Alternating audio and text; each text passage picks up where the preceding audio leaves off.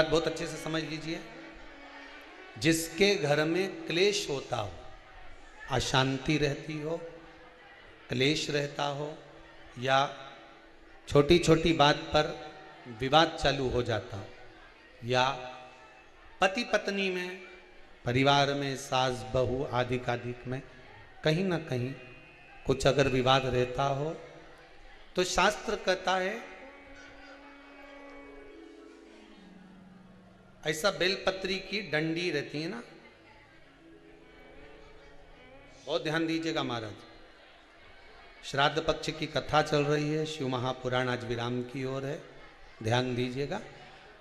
जैसे ये बेलपत्री की जो डंडी होती है, डंडी का जो भाग होता है बेलपत्री की, ऐसा बेलपत्री की 7 भाग ले लो, मतलब बेलपत्री 7 ले लीजिए। 7 बेलपत्र लेकर कच्चा जो सूत होता है ना, कच्चा सूत जो जानते हो पेड़ पौधे में माताएं लपेटती हैं, धागा जो होता है ना सफ़ेद कलर का कच्चा धागा, जो बड़ में, पीपल में और आंवला आदि में लपेटा जाता है, कच्चा सूत, उसको शंकर भगवान और माता पार्वती का स्मरण कर कर नंदी के, जो नंदी होता है, नंदी के राइट भाग में, नंदी का एक पांव ऊंचा होता है, आपने देखा होगा आगे का पांव ऊंचा होता है, बैठते समय नंदी का एक पांव ऊंचा है, एक पांव नीचे की हो जाता है। तो नंदी का जहां पांव ऊंचा है उस ऊंचे पांव के पास में बैठना है। कच्चे सूत पर उस बेलपत्री के जो 7 गुच्छ हैं, 7 जो बेलपत्री के भाग हैं, 7 बेलपत्री हैं, उसको अपना नाम गोत्र स्मरण कर कर उस कच्चे सूत को लपेटना है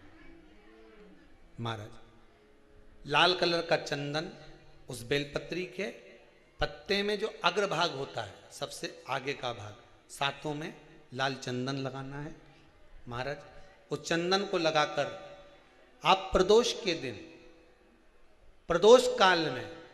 शंकर भगवान को समर्पित अगर करते हैं, तो जिस घर का गोत्र बोला है उस घर में कभी क्लेश नहीं हो सकता, उस शांति का अनुभव कर, उसमें क्लेश नहीं हो सकता। एक धागा होता है पक्का धागा, एक धागा होता है कच्चा धागा, बहुत ध्यान दीजिएगा महाराज। पक्के धागे से नहीं लपेटना सफेद, कच्चा जो धागा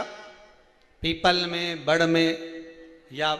आंवला आदि में जो हम लोग लपेटते हैं पूजन करते समय, वो कच्चा धागा। और एक बात और आपको कहने, ध्यान दीजिएगा, अगर मान लो किसी पति पत्नी का तलाक तक की नौबत हो गई और तलाक नहीं कराना है, आपस में वापिस प्रेम बढ़ जाए, छोरी वापिस घर में रहे, बेटा उसको रखे, बहू रहे, आपस में प्रेम बढ़े, वो भले मायके चली गई हो, वो भले लड़का छोड़कर चले गया हो, अकेली रह रही हो और चाहती है कि मैं पति के साथ रहना है, तलाक नहीं होना चाहिए, हम दोनों में प्रेम रहे, वो संभाले मेरे को भी और मैं भी आदर करूं, वो भी आदर करे। तो मेरा निवेदन है, कच्चा जो सूत होता है, कच्चा जो धागा होता है, नंदी के ठीक पीछे बैठकर कोई साथ में आपका परिवार का कोई व्यक्ति चले जाए और हस्तकमल को, जिसको अपने परिवार में वापिस रहना है, उस स्त्री हो या पुरुष हो, दोनों में से कोई भी नंदी के पीछे बैठकर, सोमवार की जिस दिन अष्टमी पड़े उस दिन नंदी के पीछे बैठकर हाथ को ऐसा बंद करना है, हाथ में एक बेलपत्री रखना है, सीधी सीधी बंद कर कर 7 बार उस हाथ पर कच्चा सूत लपेट देना है, उस सूत को वापस निकाल लेना है बेलपत्री के साथ,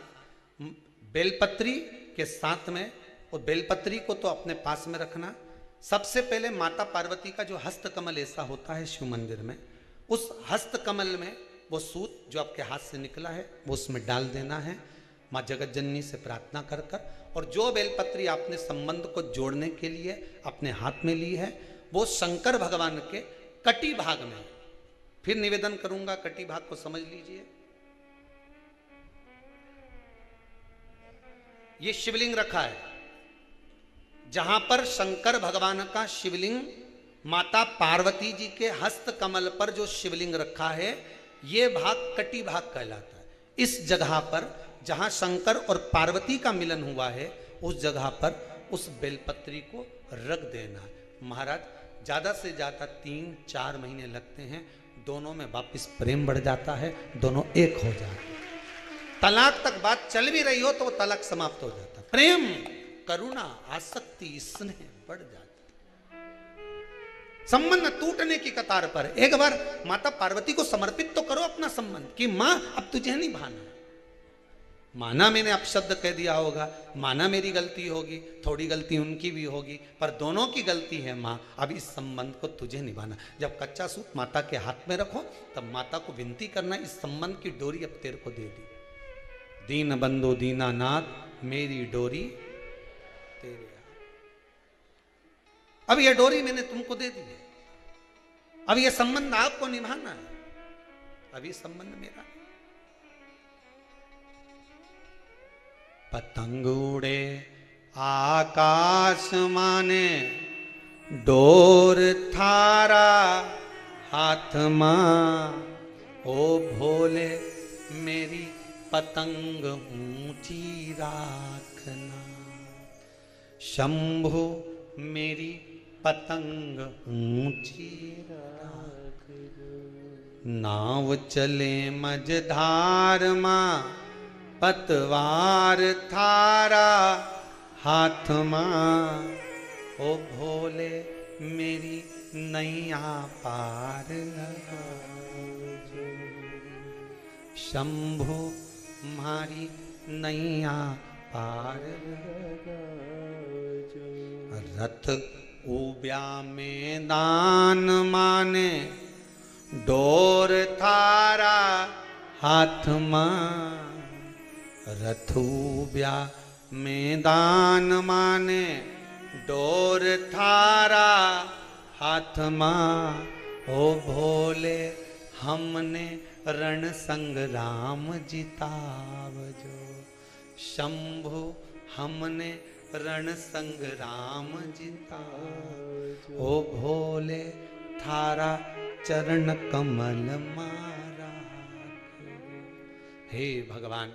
अब ये पतंग इधर उधर ना जाए, इसको साध ले, मेरी डोरी तू पकड़ ले, मेरी ये डोर तुम पकड़ कर। भगवान से प्रार्थना करो, निवेदन करो, संबंध टूट रहा है, इसको संभाल लो, घर में क्लेश मच रहा है, इसको संभाल लो, परिवार टूटे ना।